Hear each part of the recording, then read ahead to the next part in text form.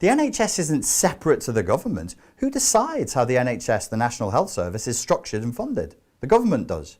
But at the same time, they're saying it's failing. And I'm like, doesn't that mean you're failing? Surely that's your responsibility. Oh, we couldn't have seen this coming. You were warned about it since at least 2007. There have been open warnings again and again that the governments of the world are not prepared for a pandemic. You can't say you weren't warned. All you can say is that you didn't heed the warnings and that you weren't prepared. This has happened before. The way I like to look at this is I see it as like militarily. They call the workers of the hospitals frontline workers. Frontline is a term from the military, and what they're saying is they're underfunded and they're understaffed and they don't have equipment. So you say, okay, so basically what you're saying is there's a foreign invader, you have an army, but you didn't supply the army properly enough, and so the army is failing. So everybody has to engage in these harsh government measures because you failed to supply and equip and train the army properly. That's your fault. That's the government's fault. They're trained, they're equipped, they're supplied by them. And you say, well, that's a very extreme example. Aha, wait one moment though. This has actually happened. And it happened to the UK when we sent troops to Afghanistan. People forget.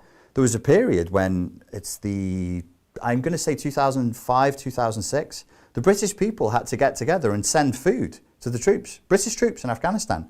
They didn't have enough body armour, they didn't have enough armour for their vehicles, and they didn't have enough rations. So you can't say to me, oh, that's a mad conspiracy theory. It's already happened. They've done it before in another context. It's their fault. It's not your fault that their government controlled agency that's there to do a specific job, protect people's health, isn't doing it. That's their fault. That's the government's fault. So every time they say, we need to protect the NHS, in Freudian terms, and Zizek, Slavoj Zizek, the psychoanalyst and philosopher, he uses this term a lot. That's called a fetishist split. So we fetishize the NHS and we say, well, the government and the people must come together to save this third thing. And that becomes fetishized. It becomes idealized and put on a pedestal. Clap it. Clap the government agency. Well, like, why? What are we clapping for?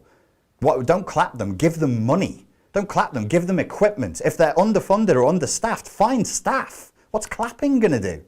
But it was we, so they repositioned themselves. They stood next to us, the people, and said, clap for them, the government agency. That's a classic blame shift. They just don't want to stand next to it because they want to pretend it's not them.